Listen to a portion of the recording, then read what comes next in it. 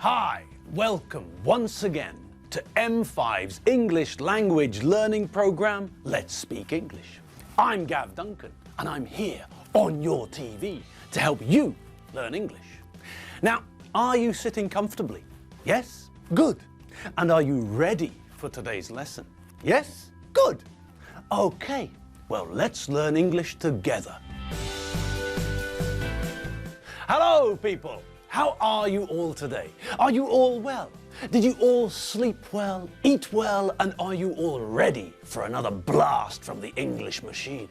You did, and you are. Fantastic! Well, in that case, tell Gusty the dog to settle down and stop his mad chicken dance. Tell Margot to move out of the way so that you can see the TV properly.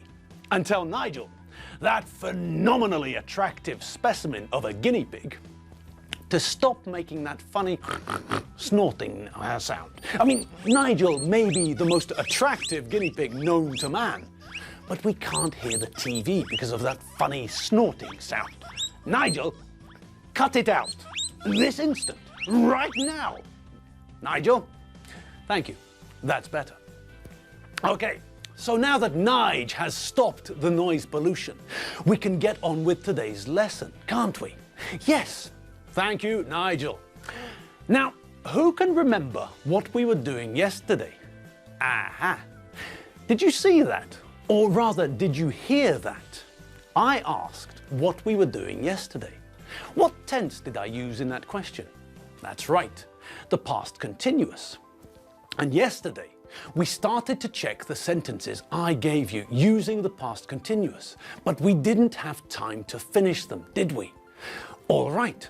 So let's get stuck in, once again, to the sentences. Bring on the sentences. And so, here we are, once again. These are the questions, all of them, just to remind you. Number one, last night, Alfredo and Mary's kids were at home. They were watching a film on TV. So, that was the first one we saw. That was the question that we did together as an example.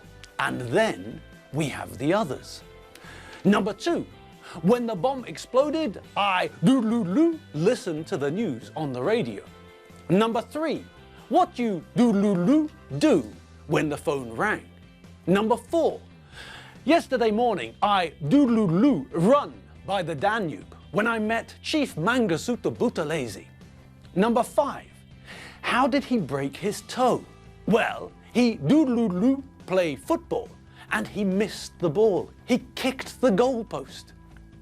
Number six, what you do last night at 11:30? I play Twister with my brother-in-law. Number seven, we decided to stop driving and find a hotel because it get dark. Number eight, there was a horrible smell. The roof was on fire and the windows were black. Obviously, Ferry cook.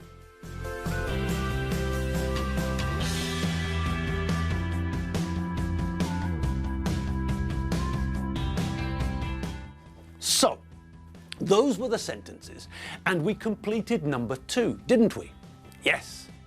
When the bomb exploded, I was listening to the news on the radio. So, we picked the correct form of the past simple verb to be. The subject is I, and we know that this means I was. Then we added the verb to listen and added ing to the end of the verb to make the past continuous form. And remember, listen, because of where the stress falls, at the front of the word, not at the end, doesn't double the last letter when we add ing. So, we end up with I was listening. Great! I was listening to the radio. And did you notice that we used the definite article? Yes. Do you remember that when we talk about radio, we always use the definite article? I listen to the radio every day. And remember, we don't use the definite article with television, for example. I listen to the radio every day, and I watch television every day. With radio, we use the definite article. With television, we don't. Okay, so back to the sentences. What about number 3? Number 3, the next one. And it's a question, isn't it? Yes. So, what do you think the correct answer is? Well, this one's a very simple one, isn't it? We already have the question word to begin with. Now, just think for a minute. What do we do with word order in English when we form a question? Yes, that's right. We reverse the word order. In a normal statement, the subject comes before the verb. But when we make a question, then the verb comes before the subject. So in this sentence, because it's a question, we know that the subject will follow the verb, not the other way around. Okay, so what does that give us? Well, if this was a positive statement in the past continuous, what would it be? Yes, that's correct. The subject is you, so that means it would be you were doing. Okay, well, we know that this is a question, so this means that we start with the question word, what, then we follow what with the question form of the sentence. We change the word order so that now it's were you doing? And finally, we add a question mark. What were you doing? Fantastic! And now, everything together. What were you doing when the phone rang? Okay, next, an easy one. I is the subject, so we know that it's I was plus verb plus ing. The verb we have to use is the verb to run. And what do we remember about the verb to run? Yes, that's right. The last 2 letters are vowel plus consonant, which means that the last letter is doubled when we add the ing ending. Okay, so that means the sentence is, yesterday morning I was running by the Danube when I met Chief Mangasutu Buthelezi. Fantastic! On we go. Next. Aha! The answer to someone's question, how did he break his toe? Well, it's a simple one again, isn't it? The subject is he, which means that the simple past form of the verb to be that we need is was. Okay, he plus was plus the verb plus ing. And what verb is it? Aha, the verb to play. And do we have to do anything with this verb when we add ing to the end? No, the verb ends in y. So all we have to do is add ing. We don't have to change anything. We don't have to double the last letter. We just add ing. Easy. How did he break his toe? Well, he was playing football and he missed the ball. He kicked the goalpost. Superb! And on we go. Ooh! And there's 2 in this one. The first one is a question. And just like the question we had earlier, this one gives us the question word to. Okay, so using the same logic as the first question, we know that we have to change the word order. We take the statement, you were doing, and change the word order so that the first part of the verb comes before the subject. Were you doing? Okay, now we've got the question word, so we start with that. Then follow with the question and put a question mark at the end. What were you doing last night at 11:30? Wonderful. And now we get the answer, which is also in the past continuous. And in this part of the sentence, the subject is I, which means that the correct form of the verb to be that we need is was. So, I was. And what's the verb? The verb to play. Okay. And do we have to change anything with the verb to play? No. The verb to play ends in a Y. And if a verb ends in a Y, then we don't double the last letter when we add ing. That would be daft. Okay, so it's I plus was plus play plus ing. I was playing. Great! Well done, Tony. I was playing Twister with my brother-in-law. Good. Now, let's put it all together, shall we? What were you doing last night at 11:30? I was playing Twister with my brother-in-law. Brilliant! And on we go. On to the next one. And it's an easy one, isn't it? Yes. We're talking about the third person singular. So, what's it to be? Yes, that's right. It was. Good. And now, which verb do we have to use?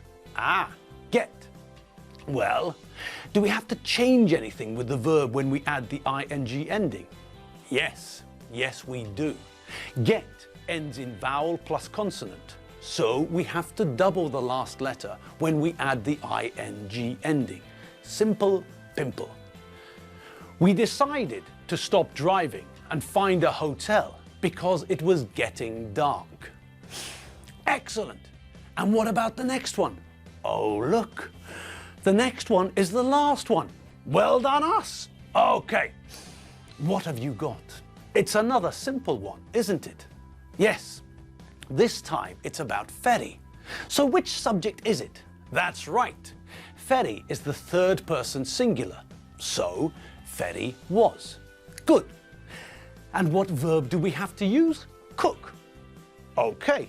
And do we have to change anything with the verb when we add the ing ending? No. We don't have to double the last letter. And why not? Well, have a look at the verb to cook. It's a verb that ends in two vowels and a consonant. And with those verbs, we don't double the last letter when we add ing. Great! So there's no problem, is there? We know that ferry is the third person singular, and we know that cook becomes cooking. Okay, let's see the sentence.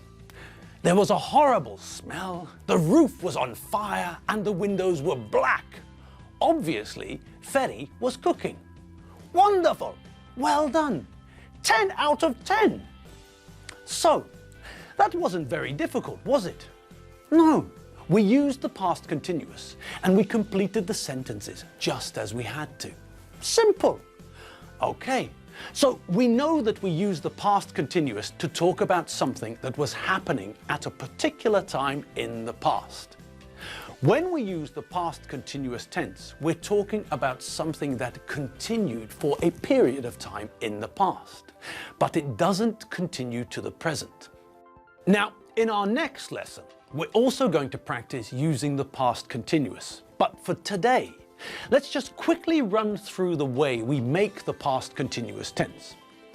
First of all, we need the past simple form of the verb to be. This means that we have two choices, was or were.